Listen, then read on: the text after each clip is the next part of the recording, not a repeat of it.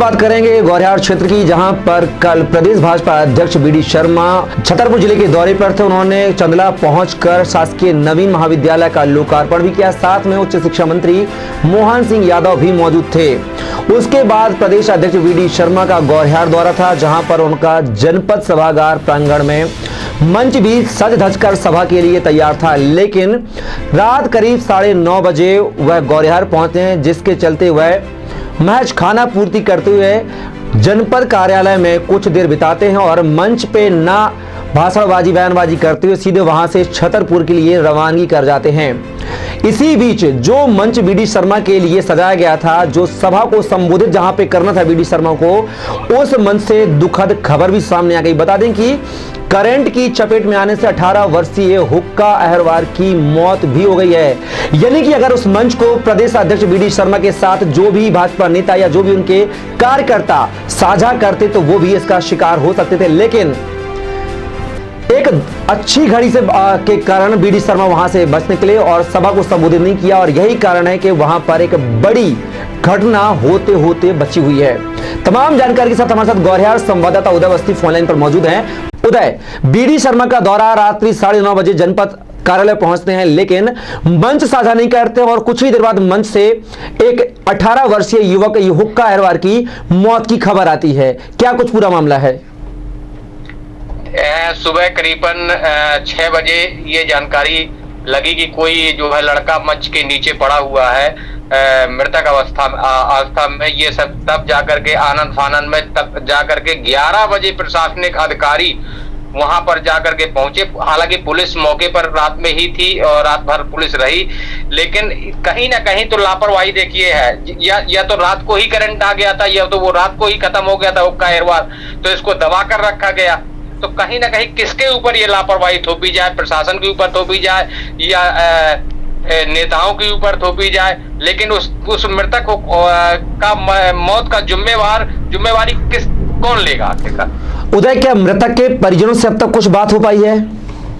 मृतक के परिजनों का साफ का है। मृतक के परिजनों में उसके मृतक है, उसका पिता पहले ही खत्म हो चुका था। मृतक ही घर का भरण पोषण करने वाला था, उसकी माँ विधवा थी। तो परिजनों ने मां ने कोई आरोप लगाए हैं? क्या वजह रही है? माँ और दादा ने साफ तौर पर आरोप लगाया है कि पुलिस प्रशासन बार बार मुझसे दबाव बना रहा है कि डेड बॉडी को जलाओ। आखिर इस पूरे मामले को लेकर लापरवाही किसकी मानी जाए उदय? क्या टेंट संचालक की मानी जाए, बिजली विभाग की मानी जाए, या भाजपा कार्यकर्ताओं की जो जल्दबाजी में इस तरह से मंच तैयार किया गया जहां पर मतलब व्यवस्थाओं में खामियां नजर आई? व्यवस्थाओं में खामियां तो देखिए ऐसा प्रशासनिक खामियां, क्योंकि जब एक प्रदेश का मुखिया, प्रदेश अध्यक्ष महोदय का कार्यक्रम था, आनंद फानंद में उन्होंने मंच सजाया, तो कहीं ना कहीं तो जिम्मेवारी भाजपा कार्यकर्ताओं की भी बनती है। तो उसे दोषी तो भाजपा कार्यकर्ता और प्रशासन दोनों। उदय, इसमें कहा जा रहा है कि जो बिजली ली गई थी वो भी चोरी से ली गई थी, क्या कुछ? ये कटिया फंसी हुई थी। अच्छा, मतलब ये जो कटिया फंसाई गई थी, ये शासकीय जो कर्मचारी जिन्होंने आयोजन किया था उनकी तरफ से फंसाई गई थी, या भाजपा कार्यकर्ताओं के द्वारा फंसाई गई थी, या फिर टेंट संचालक के द्वारा फंसाई गई थी? इस कार्य का पूरी इसके टेंट और इसकी जवाबदारी जनपद सीओ गौरिहार की थी। अब इस मामले को लेकर जनपद सीओ गौरिहार का कुछ बयान सामने आया है क्या उदय? अभी तो कोई भी अधिकारी कोई चीज बोलने के लिए सामने नहीं आ रहा है।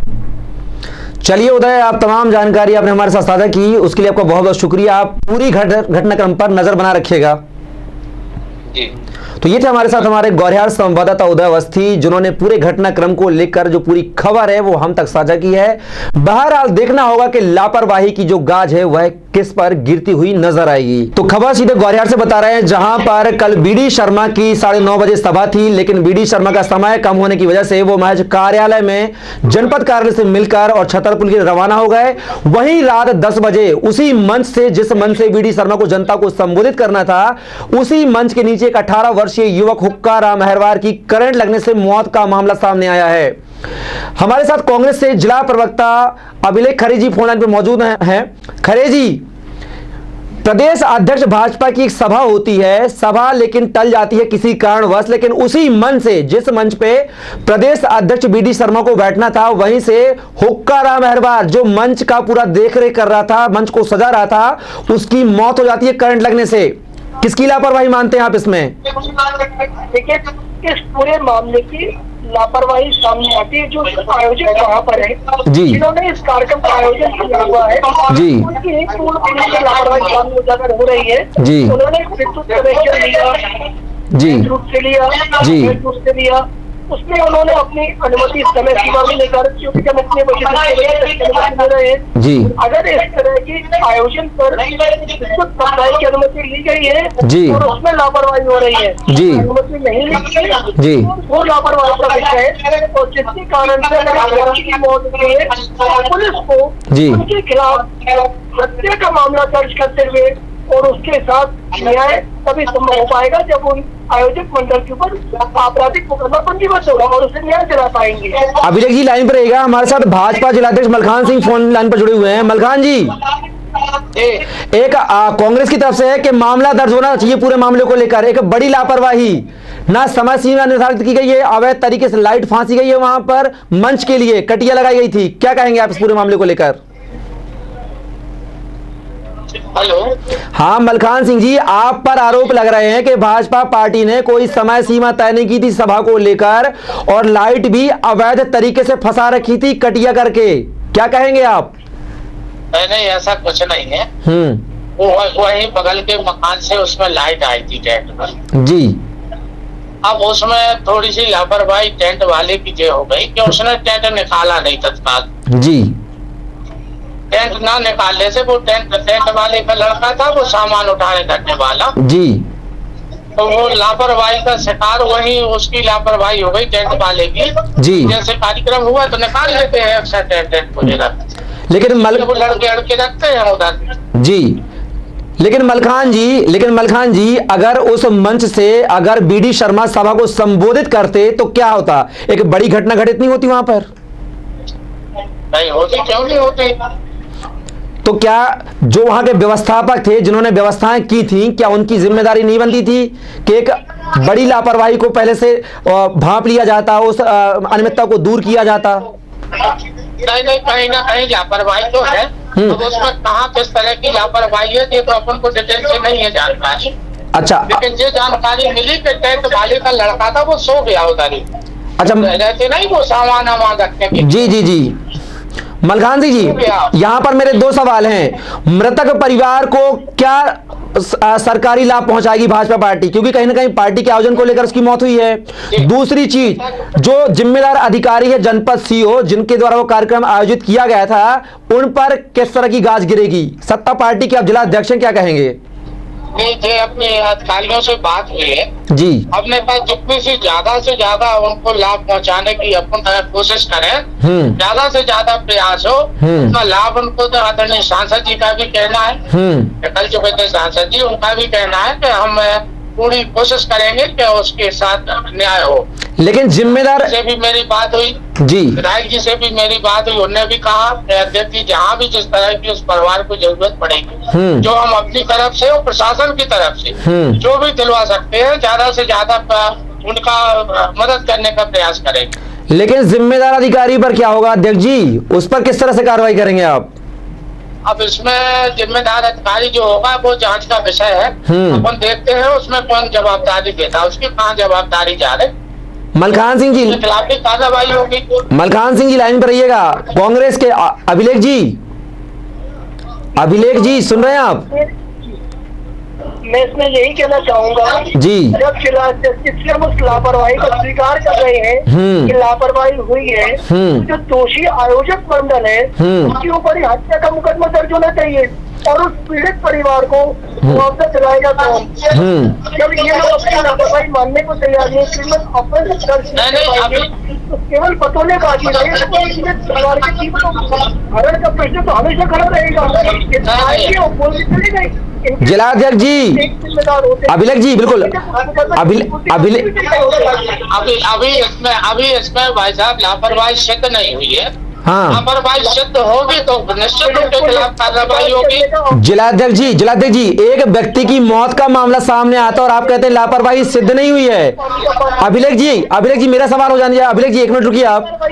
अभिलेख जी 1 मिनट रुकिए। अभी वो जांच का विषय है, उसमें जांच चल रही है, कहाँ किस कारण से किसकी गलती से ऐसा हो गया। पहली बात तो उनके खिलाफ कार्रवाई होगी जी। दूसरा, जो भी अपनी प्रशासनिक मदद है, जो सरकार की मदद है, वो पूरा दिलाने का उनको परिवार को प्रयास करेंगे। जिलाध्यक्ष जी, कांग्रेस का कहना है कि हत्या का मुकदमा दर्ज होना चाहिए जिम्मेदार अधिकारी के खिलाफ, क्या कहना है आप? अब वो उसमें ऐसा है ये मामला है जांच अधिकारी का। जांच में कौन उसमें आता है सामने, किसकी लापरवाही है जी। ये अपन उसका निर्णय जैसे आ जाएगा तो उसके खिलाफ कार्रवाई करवाएंगे। चलिए, आप दोनों मेहमान हमारे साथ फोन लाइन पर जुड़े, उसके लिए आपका बहुत बहुत शुक्रिया। तो ये थे हमारे साथ कांग्रेस के जिला प्रवक्ता अभिलेख खरे और साथ ही भाजपा से जिलाध्यक्ष मलखान सिंह, जिन्होंने अपना पक्ष रखा, लेकिन पूरे मामले को लेकर कहीं ना कहीं व्यक्ति अपनी जान गंवा चुका, उसके परिवार का आखिर सहारा कौन बनेगा, यह देखने वाली बात होगी। और यही हमें देखो केस हो गया था हमारे द्वारे में, बताओ चाहिए ना बताओ चाहिए साहब, यह कुछ नहीं बताया। जब मेरे पीती के लड़का रहते हुए जाके मेरे से बताया, जब हम भागे पूरा परिवार में है। बताओ अब अलग नहीं है, पुलिस वाले हमें धमकी दिखा रहे हैं। क्या धमकी दे रहा है पुलिस वाले? कह रहे हैं यहाँ से निकलो, बाहर हो। हाँ। अब बताओ, हम बच्चा यहीं गाड़ेंगे, मैं गाड़ूंगा, ये फूंकूंगा तब मैं कौन पुलिस वाला कह रहा है? पुलिस आते हैं ना सब धमकी दिखा रहे हैं साहब। एक आध को बताओगे आप? अरे तो यहीं खड़े हैं साहब, मेरे को मैं यहाँ है साहब, तुम्हारे घर रोटी खाऊंगा, मंजूरी करके खाऊंगा। तैयार है ना? हाँ? बैठ के करवा रहे हैं। नहीं साहब, इतनी धमकी नहीं दिखाई जाती है। मेरा बेटा गुजरा है, मेरा बेटा गुजरा है, तुम्हारे यहाँ से तो तुम चले जाएंगे अपने कमरे, मेरे तो हो गया काम। हाँ, फिर और धमकी दिखा रहे हैं और ये लोग कहते हैं यहाँ बच्चा उठाओ साले और ले चलो। कौन मध्य में उठाएंगे ये बताओ तुम सर? कहाँ ले जाने के लिए बोल रहे हैं बच्चे? ये गाड़ने हो या फूंकने हो या कहूँ दवाई गोली करवाने जाते। अब गोली दवाई क्या होगी ये बताओ तुम? अब वो तो मर गया और पुलिस वाले कहते हैं ये कि लाइट नहीं लगी, ये कब बताओ लाइट नहीं लगी, कौन मारा, कौन को यही मार के। कलेक्टर शीलन सिंह के द्वारा आगामी 25 और 26 अगस्त को विशेष टीकाकरण अभियान का आगाज होने जा रहा है, जिसमें आप अपने परिवार के साथ मोहल्ले, रहवासी और रिश्तेदारों को लेकर पहुंचे टीकाकरण केंद्र। अगर अब तक आपने कोविड वैक्सीन का पहला डोज नहीं लगवाया है तो घबराने की बात नहीं है। 25 और 26 अगस्त को आप यह डोज लगवा सकते हैं। साथ ही अगर आपने कोविड वैक्सीन का पहला डोज लगवा लिया है और दूसरे डोज से अब तक वंचित हैं तो दूसरा डोज भी 25 और 26 अगस्त को टीकाकरण केंद्र पर पहुंचें और लगवाएं। साथ ही कोरोना की संभावित तीसरी लहर से जरूर बचें। तो छतरपुर हलचल की आम जनता को लेकर यह अपील है कि आगामी 25 और 26 अगस्त को शासन प्रशासन के द्वारा विशेष टीकाकरण अभियान चलाया जा रहा है, उसको सफल बनाएं। सिटी केबल के छतरपुर हलचल न्यूज चैनल के लिए हर वार्ड से एक रिपोर्टर की जरूरत है। साथ में उन रिपोर्टरों को सिटी केबल का ऑपरेटर भी बनाया जाएगा। जो भी व्यक्ति इच्छुक हो आज ही संपर्क करें। सिटी केबल अनुराग सिटी सेंटर के पीछे हमारा मोबाइल नंबर है 9575150122। हमारा ऑल्टरनेटिव नंबर है 9074554242।